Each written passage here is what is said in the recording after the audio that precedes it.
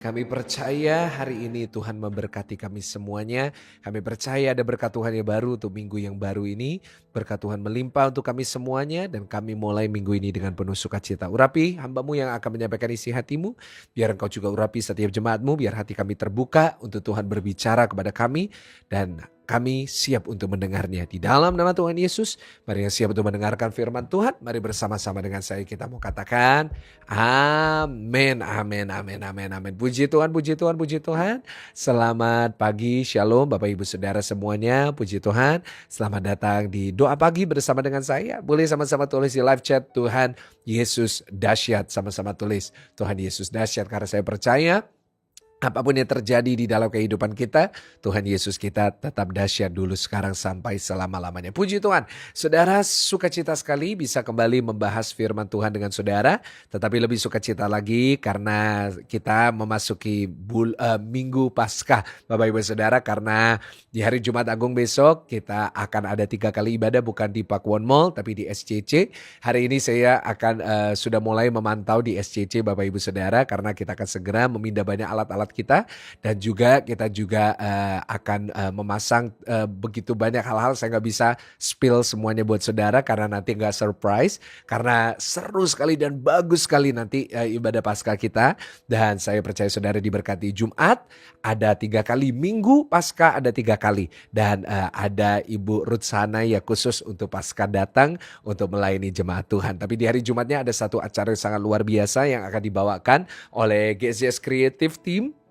Dan saya berdoa saudara semuanya pasti akan diberkati Tuhan. Puji Tuhan, saya bersuka cita sekali dan saya gak sabar untuk bersama-sama dengan saudara bisa merayakan Paskah ya. Ajak teman-teman tanpa daftar, tanpa registrasi, boleh langsung datang. Siapa cepat dia dapat, karena kursinya juga terbatas. Mengingat Natal kemarin, wah saudara, sangat ramai sekali. Dan saya percaya Jumat Agung dan Paskah ini lebih keren lagi Bapak Ibu Saudara ya. Saya percaya kita semuanya akan melihat banyak berkat-berkat Tuhan di Paskah ini. Dan tentunya kita juga memenangkan jiwa-jiwa, karena biasanya Jumat Agung dan Paskah muncul jemaat kapal selam. Apa itu saudara? Bukan pempek ya Bapak Ibu ya, tapi yaitu jemaat yang munculnya setahun 2 kali, yaitu waktu Paskah dan waktu Natal ya. Jadi ini adalah kesempatan kita bisa ajak mereka, dan kesempatan kita juga ajak mereka tantang Tuhan Yesus. Dan saya percaya kita semuanya diberkati Tuhan ya. Mari kita buka Alkitab kita bersama-sama dari Lukas pasalnya yang ke-6.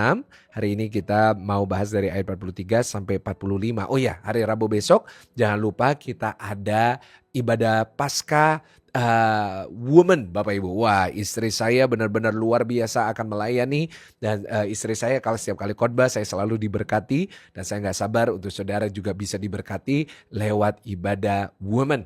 Rabu besok jangan lupa ajak teman-teman, ada acara yang udah dibuat oleh tim GCS Women ya, saya percaya akan memberkati saudara.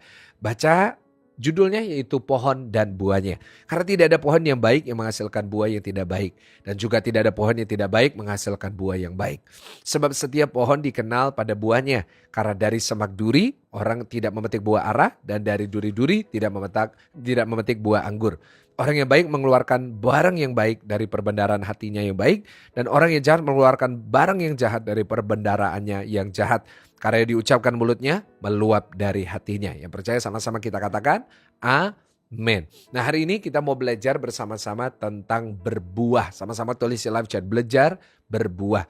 Ya, kita harus belajar untuk hidup kita bisa berbuah, untuk kita bisa menjadi berkat untuk orang-orang di sekitar kita. Nah, Bapak Ibu Saudara, di sini Tuhan Yesus menceritakan satu perumpamaan yang sangat luar biasa tentang pohon dan buahnya. Dan dari perumpamaan ini, dari ajaran Tuhan Yesus ini, kita bisa mendapat beberapa pelajaran tentang berbuah ya, yang kita perlu ingat. Mungkin kita udah sering baca, tapi kembali hari ini kita diingatkan untuk saudara dan saya bisa belajar lebih dalam lagi, dan tentunya bukan cuma belajar, tapi kita mempraktekannya di dalam kehidupan kita. Nah saudara, ada 3 hal tentang berbuah yang harus kita tahu, yang akan kita pelajari hari ini. Catat dulu yang pertama Bapak Ibu Saudara, di ayat 43 kita mau baca dulu, dikatakan apa? Karena tidak ada pohon yang baik yang menghasilkan buah yang tidak baik, dan juga tidak ada pohon yang tidak baik yang menghasilkan buah yang baik. Nah saudara, dari ayat ini kita bisa belajar hal yang pertama tentang berbuah, yaitu catat baik-baik, seharusnya buah kita itu baik. Sama-sama tulis di live chat. Seharusnya buah kita baik. Nah, Bapak Ibu Saudara, kenapa saya pakai kata seharusnya? Karena banyak orang ya itu buahnya nggak baik. Dan itu menjadi tanda tanya besar. Kenapa? Karena seharusnya buahnya itu baik. Kenapa? Kita baca di ayat ini. Kalau pohonnya baik, buahnya pasti baik. Nah, kalau pohonnya tidak baik, pasti buahnya nggak baik. Nah, saudara, kita semuanya berasal dari keluarganya Tuhan. Kita ini anak-anaknya Tuhan Yesus. Kita ini pengikutnya Tuhan Yesus. Kita diangkat menjadi anaknya. Kita masuk ke dalam keluarganya Tuhan. Dan sangat aneh sekali kalau pohonnya itu baik, lalu buahnya jadi nggak baik. Gak mungkin sebenarnya. Itu merupakan satu hal yang gak normal. Merupakan sesuatu yang tidak lazim seharusnya. Antara itu buahnya gak asli, atau mungkin kita selama ini berada di bawah pohon yang salah. Artinya sumber kita itu salah. Saudara, kalau kita tahu ada pohon yang baik, pohonnya bagus, lalu kita lihat bahwa buahnya itu gak bagus, antara satu. Antara buahnya itu adalah dipalsukan oleh orang, atau yang kedua sebenarnya pohonnya itu gak baik. Ya gak sih Bapak Ibu? Ya, orang mungkin berkata, ini pohonnya bagus banget, ini buahnya pasti bagus. Lalu kita makan buahnya, kita dikasih buah dari pohonnya, terus gak enak. Pasti satu, berarti omongannya orang ini salah semua, pohonnya sebenarnya gak bagus. Atau mungkin orang itu bilang dari pohon ini, tetapi sebenarnya dia kasih dari pohon yang tidak baik. Nah, jadi Bapak Ibu, kalau hari ini kita sebagai orang Kristen, kita ini gak baik. Kalau sebagai orang Kristen buah kita ini gak baik, buah kita bahkan gak ada. Saya rasa kemungkinannya cuma dua. Satu, yaitu kita Kristen palsu. Sama-sama tulis di live chat dulu, jangan jadi Kristen palsu. Atau yang kedua, mungkin sumber kita bukan Tuhan. Mungkin kita sebenarnya bukan orang Kristen. Sebenarnya kita bukan pengikutnya Tuhan. Mungkin kita adalah anaknya yang satunya. Kalau bukan Tuhan, kita tahu apa Bapak Ibu Saudara? Iblis. Kita bukan anak Tuhan, mungkin kita anak iblis. Kalau kita tidak menghasilkan buah yang baik. Karena saudara, kita tahu bahwa kenyataannya, the fact is adalah kalau pohonnya baik, buahnya pasti baik. Ini firman Tuhan dan itu merupakan logika yang kita semuanya tahu. Contohnya nih Bapak Ibu Saudara, misalnya suami istri, mereka keturunan Chinese. Lalu begitu keluar bayinya ini negro. Nah, mungkin saudara berkata, loh mana mungkin? Nah, kemungkinan cuma dua. Satu, ketukar di rumah sakit. Atau yang kedua, atau mungkin sebenarnya papanya bukan Chinese. Ya kan? Mungkin itu salah papa. Itu ada sebuah kasus yang terjadi sebelumnya. Nah, kenapa? Karena tidak mungkin. Begitu juga dengan kita orang Kristen. Gak ada semestinya orang Kristen yang jahat. Gak ada orang Kristen yang seharusnya buahnya gak baik. Gak ada orang Kristen mestinya pengkhianat. Gak ada sih mestinya orang Kristen itu penipu. Nah, artinya selama ini mungkin kalau ada orang Kristen penipu seharusnya mungkin mereka itu palsu, pura-pura jadi Kristen. Mereka itu pura-pura pakai nama Tuhan. Atau kedua, atau memang mereka dari awalnya bukan Kristen. Mereka dari awalnya memang anaknya iblis, memang anaknya si penguasa yang jahat itu. Bapak Ibu Saudara, hari ini coba kita introspeksi diri kita. Kalau kita ini gak baik, kita nih yang mana? Antara kita ini palsu atau kita sebenarnya bukan anaknya Tuhan? Saya percaya semua jemaat doa pagi. Semua yang ikut GSDS, semuanya ini anaknya Tuhan. Karena itu seharusnya kita semuanya punya buah yang baik. Seharusnya kita penuh dengan kasih. Seharusnya kita penuh dengan murah hati. Seharusnya kita penuh dengan belas kasihan terhadap orang. Seharusnya kita penuh dengan sukacita. Seharusnya kita orang Kristen ini penuh damai. Orang Kristen itu dalam hidupnya selalu damai, selalu tenang. Memang keadaan lagi gak baik. Saya setuju Bapak Ibu kalau kita lihat keadaan hari-hari ini. Aduh memang gak baik. Semuanya lagi ngalamin kesusahan. Ya saham, saya beberapa hari ini ya teman-teman saya pada ngirimin saya tentang saham, tentang ini. Aduh sangat ngeri sekali Bapak Ibu Saudara kalau kita memang melihatnya. Tetapi orang Kristen seharusnya tetap damai. Kenapa? Karena pohonnya itu sumber damai. Nah jadi hari ini doa saya kita menghasilkan buah-buah itu. Kalau selama ini belum, coba kita introspeksi diri. Ada apa ini? What is wrong? Ya, apa yang terjadi selama ini yang membuat kita tidak mencerminkan itu? Saya bersyukur di dalam hidup saya bertumbuh dan saya berbuah banyak. Saya bersyukur bahwa dulunya saya gak sabar, sekarang jadi sabar. Dulunya saya gak penuh kasih, sekarang lebih penuh kasih. Dulunya saya pelit, sekarang saya murah hati. Dan saya lihat itu mengalir terus secara otomatis terjadi. Kenapa? Karena kita bertumbuh dan kita berbuah. Dan yang pasti pohonnya sama, pohonnya Tuhan Yesus. Nah, kalau saya bisa, saudara pasti bisa. Tulis di live chat, saya pasti bisa. Kenapa? Karena kita dari pohon yang sama. Kita punya Tuhan yang sama, kita punya sumber yang sama. Saat kita terima Tuhan Yesus sebagai juru selamat, dan Tuhan Yesus masuk ke dalam hati kita jadi anaknya Tuhan. Kita semuanya sekarang sama-sama berapa ribu orang yang ikut doa pagi ini lagi berada di bawah pohon yang sama. Buahnya harus baik, buahnya harus nyata. Dan biarlah kita lewat buah yang baik yang kita hasilkan, kita bisa memenangkan jiwa sehingga mereka juga bisa menghasilkan buah. Saya bayangin ya Bapak Ibu Saudara, kalau kita ini banyak orang yang bisa menghasilkan buah. Kita ini sama-sama bisa menangkan jiwa-jiwa buat Tuhan. Yaitu orang-orang yang dulunya gak percaya. Dulu orang-orang yang mungkin bukan Kristen, mereka bisa jadi Kristen. Bukan lewat kristenisasi, bukan lewat kita memaksakan, tapi lewat bukti hidup kita, lewat kesaksian hidup kita. Karena orang itu dimenangkan paling banyak bukan lewat khotbah. Ya, bukan berarti khotbah gak penting. Saya tetap khotbah terus, saya tetap setiap hari khotbah, hari Minggu saya khotbah. Tetapi yang lebih penting adalah kesaksian hidup. Orang itu kalau dengar cerita, orang itu akan wow. Keren juga ya. Oh, kamu dulu kayak gini tapi enggak. Loh, caranya gimana? Kita masuk dengan kesaksiannya. Dan itu hanya bisa terjadi kalau hidup kita berbuah. Dan tentunya buahnya baik. Tetapi sama juga kalau misalnya buahnya kita buruk. Maka kita tawarin itu ke orang. Orang gak akan ada yang mau. Orang berkata, ngapain kok buahnya buruk? Ngapain aku ikut? Nanti buahku jadi buruk juga. Nah, jangan sampai buah kita ini lebih buruk daripada orang yang gak percaya. Itu yang pasti. Jangan sampai orang yang gak percaya, apalagi orang ateis, apalagi orang yang gak percaya Tuhan, mereka lebih baik daripada kita. Kita harus lebih baik, kita harus lebih jujur, kita harus lebih semua yang baik. Dan saya percaya kita bisa menjadi berkat untuk banyak orang. Yang kedua Bapak Ibu Saudara dikatakan ayat 44, sebab setiap pohon dikenal pada buahnya. Karena dari semak duri orang tidak memetik buah ara, dan dari duri tidak memetik buah anggur. Nah saudara, yang kedua, apa yang kita bisa pelajari tentang berbuah? Yang pertama, seharusnya buah kita itu baik. Dan saudara, yang kedua kita belajar bersama-sama bahwa kita harus mencerminkan Tuhan Yesus. Tulis di live chat, kita harus mencerminkan Tuhan Yesus. Artinya apa? Artinya kalau orang lihat kita, orang harus lihat Tuhan Yesus. Ya, ini penting sekali. Ya, orang kalau melihat pribadi kita, orang kalau lihat sifat kita, lihat Yesus. Saudara, saya senang sekali ya, karena beberapa saat yang lalu, anak saya lihat gambar Tuhan Yesus. Ya, entah saya lupa itu di mana, di buku. Jadi anak saya Tiffany itu punya Alkitab untuk baby, ya, untuk anak-anak. Dan waktu dibuka satu halaman tentang Tuhan Yesus. Dan waktu dibuka halaman tentang Tuhan Yesus, langsung dia nunjuk Tuhan Yesus dan dia berkata, "Papa, Papa." Nah, jadi kenapa? Mungkin bagi dia itu sama-sama berewokannya. Ya, cuma bedanya Tuhan Yesus rambutnya panjang, saya rambutnya masih pendek, tapi lagi dipanjangin saudara. Oh, bukan berarti saya mau gondrong, enggak. Cuma ya lagi dipanjangin kanan kirinya ya Bapak Ibu. Jadi nggak usah bingung, pastor biasanya kanan kiri gundul, kok sekarang nggak, lagi pelan-pelan ya supaya lebih rapi. Nah Bapak Ibu Saudara, kembali ke firman Tuhan. Anak saya lihat, oh papa. Nah jadi seharusnya tuh gini, kalau anak saya itu lihat Tuhan Yesus terus bilang ini papa. Kenapa? Karena sama-sama ada brewoknya. Nah, orang lain itu seharusnya gini ya. Lihat kita, lihat Tuhan Yesus mungkin bukan dari mukanya, tapi dari sifatnya.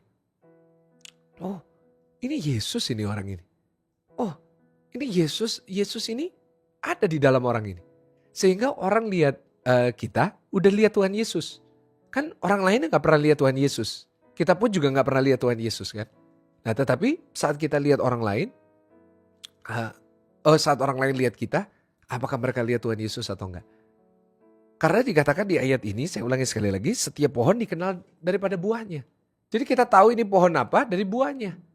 Nah, saat orang lain lihat kita ini buahnya, gimana? Apakah kelihatan ini Tuhan Yesus atau enggak? Saudara, hari ini kita harus berjaga-jaga dengan perilaku kita. Di restoran, ya, di tempat umum, di kendaraan umum, di jalan. Dimanapun kita berada, kita harus mencerminkan Tuhan Yesus. Mungkin kita di restoran, ada hal yang mungkin nggak sesuai dengan kita. Wah, kita nggak boleh sampai bertengkar sama apa, sama pegawainya. Jangan sampai kita maki-maki, kita marah-marah. Beberapa saat yang lalu ada video viral, wah ini marah-marah bertengkar sama, pegawainya. Di jalan, ya waktu kita nyetir ada orang yang motong kita, ayo kita belajar, wah jangan terlalu marah-marah. Ya, kita harus terus perbaiki diri. Saya terus perbaiki diri saya. Supaya apa? Supaya ketika orang lihat kita, orang itu bisa lihat Tuhan Yesus. Saya selalu khotbahkan kayak gini. Ya, kita ini mungkin satu-satunya Alkitab yang orang lain bisa baca. Alkitab adalah buku yang paling banyak dijual di dunia. Alkitab itu buku paling laris Bapak Ibu Saudara. Ya, dan kita semuanya saya berharap punya Alkitab di rumah. Tetapi kebanyakan orang yang bukan Kristen nggak akan pernah nyentuh meskipun itu paling laris. Tetapi mereka bisa baca itu lewat hidup kita. Bagaimana kita memperlakukan pegawai di restoran. Bagaimana kita memperlakukan pembantu di rumah. Bagaimana kita memperlakukan supir kita. Bagaimana kita memperlakukan anak kita di depan orang. Bagaimana kita ngomongin suami kita. Kadang-kadang kita ini jelek-jelekin suami kita. Kita marah-marah sama suami kita. Kita memfitnah sana sini. Kita nipu. Orang gak bisa lihat Tuhan Yesus. Saya pernah khotbah beberapa saat yang lalu, 2 minggu yang lalu tentang kita 4 minggu yang lalu, 3 minggu yang lalu kok nggak salah. Banyak orang itu yang ninggalin Kristen. Memang banyak orang ninggalin Kristen salah satu alasannya adalah karena mereka sebenarnya mencari dunia. Ada banyak alasan. Mereka sebenarnya bukan orang yang dipanggil, mereka bukan orang yang dipilih. Oke, saya tahu itu. Tetapi banyak orang tawar hati ninggalin Kristen juga karena gak ada kasihnya. Karena gak kelihatan Tuhan Yesus. Lihatnya iblis. Lihatnya itu kejahatan. Gak boleh. Mulai hari ini dimulai dari jemaat doa pagi. Semua itu dimulai dulu dari jemaat doa pagi. Ya, kita gak usah maksa orang lain, kita lakuin dulu. Ayo kita jadi orang yang mencerminkan Tuhan kemanapun kita pergi. Sama seperti kalau Pangeran Charles, sekarang Raja Charles ya. Dia kemanapun dia pergi, dia selalu mencerminkan kerajaan Inggris. Dari cara pakai bajunya, cara bicaranya, ya semua aksesoris-aksesorisnya. Nah, jadi kita lihat di sini bahwa kita harus belajar jadi orang-orang Kristen yang bisa mencerminkan Tuhan di dalam kehidupan kita. Dan yang terakhir Bapak Ibu Saudara dikatakan apa? Orang yang baik mengeluarkan barang yang baik dari perbendaharaan hatinya yang baik. Dan orang yang jahat mengeluarkan barang yang jahat dari perbendaharaan yang jahat. Karena yang diucapkan mulutnya meluap dari hatinya. Yang ketiga yang kita belajar dari berbuah adalah kita harus jaga hati. Sama-sama tulis di live, jaga hati. Karena kalau hati kita busuk, nanti keluarnya busuk juga. Kalau hati kita mulai kotor, yang keluar juga mulai kotor. Mungkin dari Tuhan udah kasih yang baik. Tetapi masalahnya adalah seringkali hati kita ini yang kotor. Seringkali hati kita ini yang akhirnya dikontaminasi. Tuhan itu udah jadi sumbernya, dia ciptain kita sesuai dengan gambarnya. Tapi hatinya manusia yang rusak. Dan hatinya manusia ini yang pada akhirnya menimbulkan begitu banyak iri hati, dengki hati, ya amarah, semuanya itu muncul dari hati. Akhirnya semestinya sumbernya baik, seharusnya buahnya baik, ya seharusnya mencerminkan Tuhan. Tapi karena hatinya gak baik, akhirnya semuanya jadi kacau, semuanya jadi hancur. Saudara, hati itu penting. Firman Tuhan berkata, jagalah hatimu dengan segala kewaspadaan. Karena itu salah satu yang terpenting di dalam kehidupan kita. Jadi Bapak Ibu hari ini bersihkan hati. Biasakan setiap hari itu bersihkan hati. Komputer saya setiap hari saya shutdown.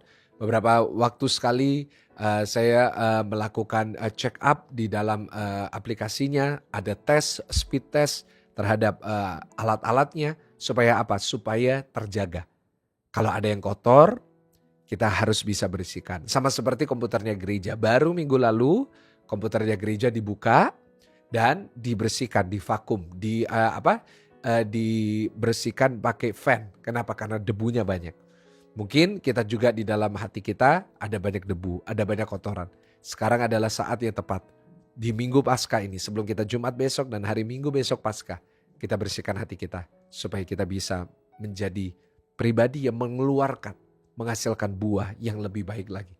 Supaya apa yang Tuhan sudah rencanakan pada awalnya ya seharusnya baik, ya seharusnya mencerminkan Tuhan Yesus. Itu bisa terjaga dengan baik. Sama-sama kita berdoa. Terima kasih untuk firman-Mu hari ini. Kami percaya kami semuanya diberkati oleh Tuhan. Lewat firman Tuhan ini, biar firman Tuhan ini menjamah hidup kami, memberkati kami. Dan kami bisa lakukan Biarlah kami terus di dalam hidup kami menghasilkan buah yang baik. Kami mencerminkan Tuhan Yesus lewat perbuatan kami. Dan biarlah kami bisa lakukan itu saat kami menjaga hati kami. Kami berdoa, hamba-Mu berdoa buat setiap jemaat Tuhan, berkat dari Allah Bapa, Allah Putra, Allah Roh Kudus memberkati jemaat Tuhan mulai hari ini sampai selama-lamanya. Dalam nama Tuhan Yesus yang sudah diberkati Tuhan, sama-sama dengan saya kita katakan amin. Puji Tuhan, sampai ketemu besok pagi jam 5. Ajak teman-teman dan keluarga untuk bisa mengikuti ibadah doa pagi kita bersama. Saya percaya kita semuanya pasti diberkati Tuhan. Tuhan Yesus memberkati saudara. Haleluya. Amin.